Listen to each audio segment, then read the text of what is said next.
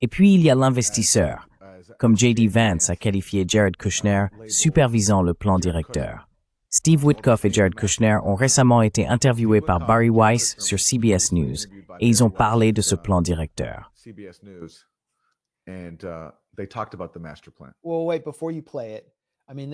Eh bien, attendez avant de le passer. C'est fascinant, car c'est l'extrait le plus important de toute l'interview, qui était très précieuse. Il a été diffusé dans 60 Minutes Overtime, parce que c'était l'extrait le plus révélateur, je suppose. Regardez simplement le visage de Jared Kushner quand Steve Witkoff mentionne le plan directeur. C'est très révélateur. Tu n'es sans censé revenir le plan maître. Il dit en fait « maître ». C'est comme lorsque George H.W. Bush a dit « Nous mettons en place un nouvel ordre mondial ». Oui, exactement. Oui. Une partie du plan consiste en la construction et la reconstruction de Gaza. Et vous êtes des bâtisseurs. Vous avez travaillé dans l'immobilier. Comme vous l'avez dit, c'est extrêmement complexe. Dites-nous en plus sur le plan. Combien cela va coûter? D'où viendra l'argent? Et qui attribuera les contrats? 3 questions.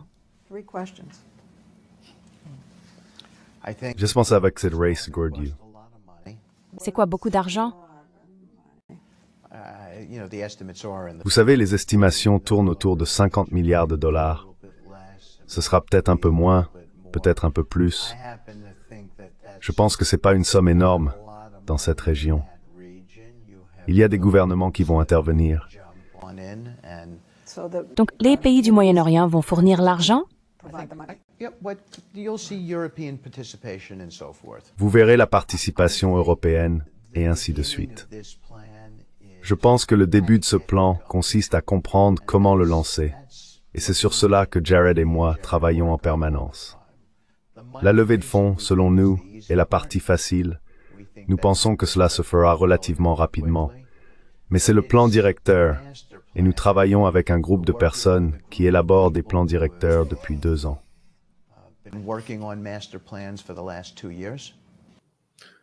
Donc, des plans sont déjà en place. Nous avons déjà des plans, un plan directeur en fait. Et d'ailleurs, Jared pousse dans ce sens, et nous y travaillons ensemble. Regarde Jared. Seth, fais une pause sur Jared. Il y a un plan directeur.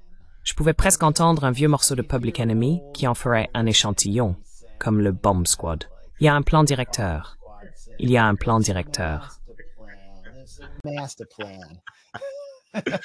Eh bien, nous commettons simplement tous les stéréotypes possibles sur les Juifs ici. Sauf les bons. Oui, exactement. Mais cela devrait vraiment s'appeler le plan de la race maîtresse, parce que c'est ce qu'ils essayent d'imposer au peuple palestinien, ces 2 Juifs nord-américains et leur suprématie juive. Et Jared Kushner, franchement, qu'il a nommé, ce n'est pas un fonctionnaire du gouvernement, c'est juste le gendre de Donald Trump.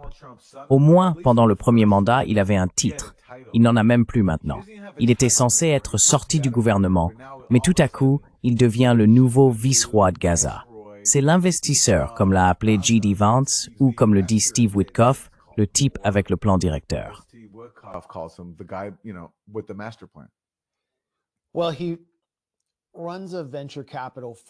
Eh bien, il dirige une société de capital risque et puise dans les fonds souverains de l'Arabie Saoudite et des Émirats Arabes Unis.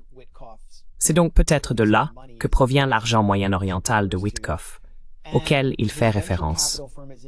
Sa société de capital risque investit dans des entreprises immobilières qui ont les yeux rivés sur la bande de Gaza pour y construire des propriétés en bord de mer.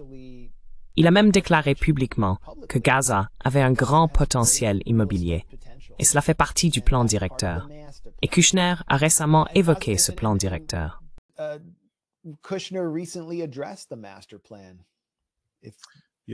Oui, il a expliqué en quoi consiste le plan directeur à juste titre en s'exprimant depuis Israël. Aucune aide à la reconstruction, aucun fonds de reconstruction n'ira dans les zones encore contrôlées par le Hamas. Et en ce qui concerne la démilitarisation, une fois que les forces de défense israéliennes seront en place, il faudra une force de sécurité en laquelle elles puissent avoir confiance pour que la transition soit complète. Cela doit donc se produire. Aucun fonds de reconstruction ne sera versé dans les zones de Gaza contrôlées par le Hamas, ce qui représente environ la moitié du territoire.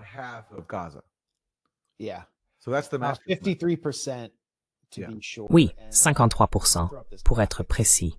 Et je vais afficher ce graphique. Il expose assez clairement le plan, une partie du plan directeur. On peut voir ici très clairement la zone blanche, où presque toute la population de la bande de Gaza a été confinée. Pendant la guerre, ils ont été repoussés principalement vers Al-Mouassi, au sud, juste le long de la mer Méditerranée. C'est là que 5 à 600 000 personnes ont été forcées de vivre sous des tentes. Si l'on remonte un peu plus la côte, on arrive à Deir al-Balah et au camp de réfugiés de Nusayrat. Ces zones n'ont pas été détruites aussi complètement que la zone que l'on voit en vert tout en bas, qui est Rafah, et qui a été entièrement détruite. Gaza City, Israël était en train de détruire cette zone dans le nord. Et puis, Beit Hanoun au nord, en vert, ainsi qu'une grande partie du camp de Jabalia ont été détruits.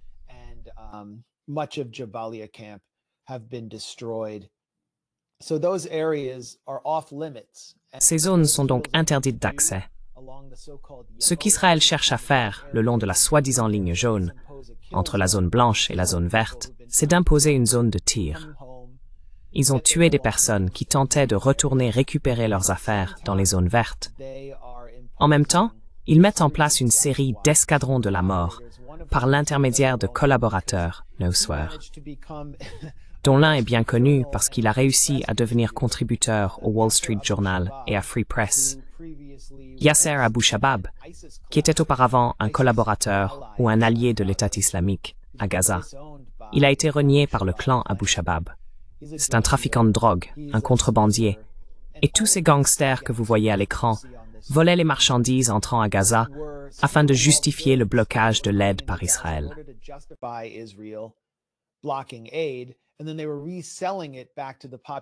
Et ensuite, ils le revendaient à la population à des prix gonflés, ce qui explique en partie pourquoi on assiste à des exécutions dans la zone blanche, de leurs soldats et de leurs hommes, les collaborateurs qui ont rendu la vie de tout le monde misérable. Et Aaron, je veux dire, si tu comprends comment la sale guerre syrienne a fonctionné, alors tu peux comprendre quel est le plan d'Israël ici. Dans le cadre du plan directeur, avec ses 4 grandes bandes de collaborateurs. Et il y aura d'autres groupes qu'ils cherchent à recruter. L'objectif est de les armer, de leur faire contrôler des territoires, de créer ces prétendues villes modèles, comme l'a mentionné Jared Kushner, où la reconstruction sera autorisée sous la surveillance des escadrons de la mort collaborateurs, tandis que tout le reste de la population vivra dans la misère. Et ensuite dire « Oh, le Hamas échoue ».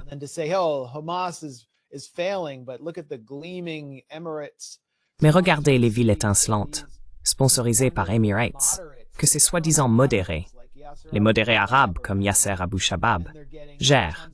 Ils reçoivent une énorme promotion du Conseil de l'Atlantique et de tous ces autres groupes de façade financés par le lobby israélien, avec des attachés de presse palestiniens, collaborateurs travaillant pour eux. Peu à peu, ils vont pousser vers une guerre civile et amener les Palestiniens à tuer d'autres Palestiniens. Rejoignant le coup d'État raté de 2006, c'est leur plan pour détruire le Hamas. Ensuite vient le plan directeur. Nous en avons parlé en janvier. Le Boston Consulting Group a déjà produit les diapositives montrant comment Gaza sera transformée en Riviera de Gaza. Mais d'abord, ils doivent se débarrasser du Hamas, ce qu'ils n'ont pas réussi à faire dans cette guerre.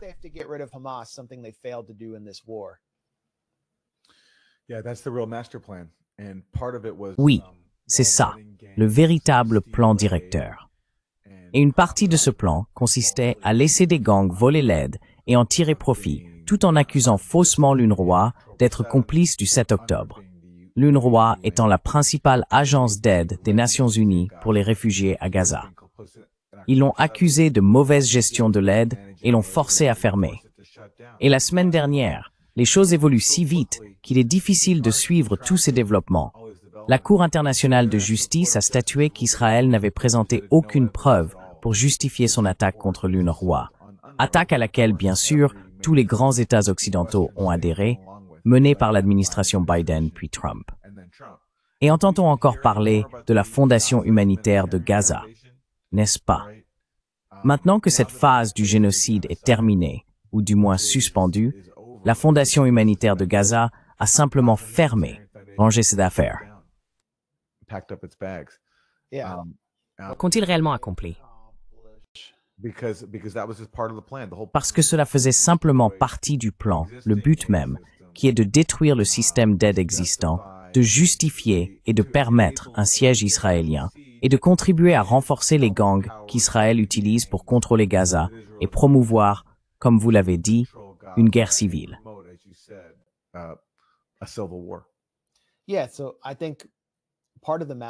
Oui. Donc je pense qu'une partie du plan directeur consiste à provoquer une guerre sale.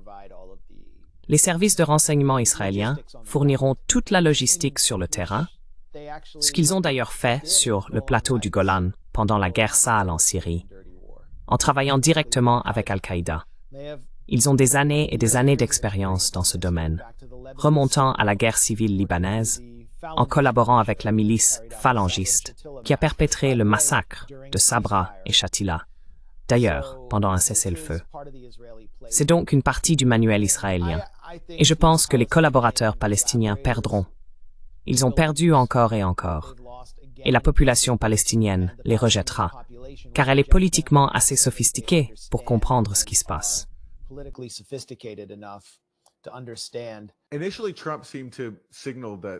Au départ, Trump semblait indiquer qu'il comprenait que le Hamas s'en prenait à des collaborateurs.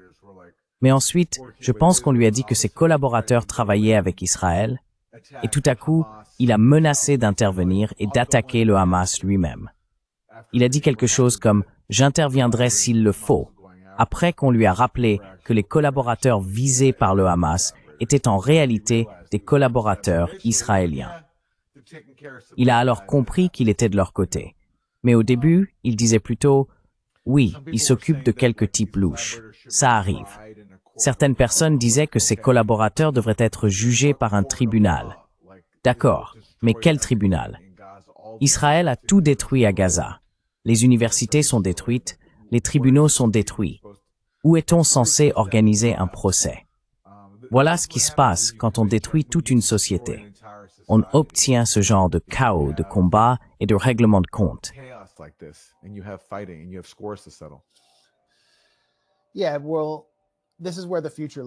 Oui, eh bien, c'est de là que viendra la future direction du Hamas.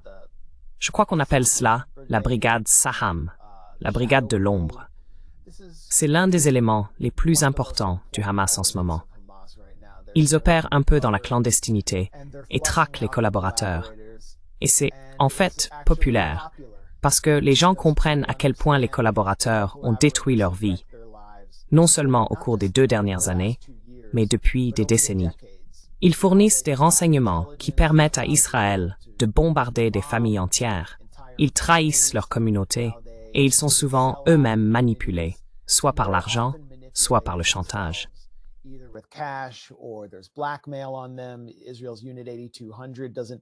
L'unité 8200 d'Israël fait un excellent travail pour ruiner la vie des Palestiniens, en écoutant leur téléphone, en cherchant tout moyen possible de les faire chanter avec des informations personnelles compromettantes afin de les retourner.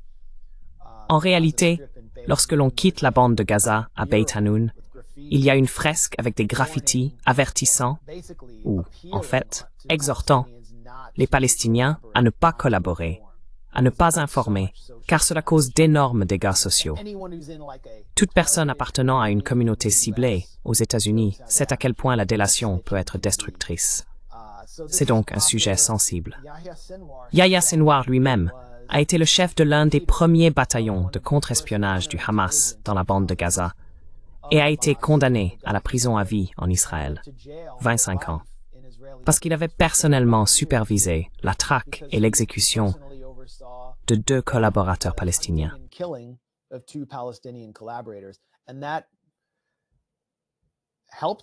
Et cela l'a aidé, évidemment, après 25 ans de prison, cela l'a aidé à accéder à une position de leadership. Je pense que la future direction émergera de cette prochaine lutte, de cette prochaine phase, au cours de laquelle le Hamas sera mis à l'épreuve de l'intérieur. Mais il ne s'agit pas vraiment de tester le Hamas en tant qu'organisation islamique. Il ne s'agit pas nécessairement de le tester idéologiquement. Il s'agit de le tester purement en tant qu'organisation de résistance. Ils doivent s'unir pour vaincre les forces de collaborateurs soutenues par Israël. Et s'ils échouent, s'ils perdent, la prochaine phase du plan directeur commencera, celle qu'ils appellent migration volontaire ou nettoyage ethnique, suivie de la construction des colonies de luxe de Jared Kushner.